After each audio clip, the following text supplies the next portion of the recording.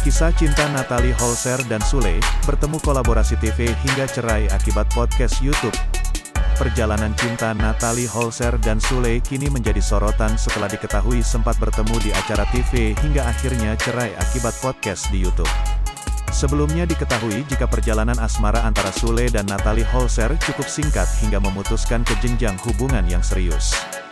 Namun kisah perjalanan cinta Sule yang dimulai dari pertemuan di sebuah TV serta semakin dekat setelah adanya kolaborasi di YouTube harus berakhir setelah Putri Delina mengungkapkan perasaannya tentang sang ibu kandung di sebuah podcast hingga membuat Natalie Holzer melayangkan gugatan cerai pada sang suami.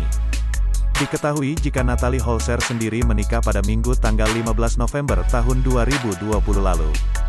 Saat itu kisah cinta Sule dan Natalie hasil mencuri perhatian publik lantaran tak diduga. Banyak pihak yang tidak menyangka jika hubungan yang terbilang singkat itu menjadi serius ke jenjang pernikahan.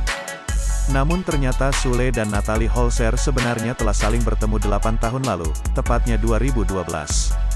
Ketika itu, usia Natalie masih terbilang sangat belia, yakni 18 tahun. Mereka bertemu ketika Natalie menjadi bintang tamu sebagai DJ untuk acara yang dipandu Sule.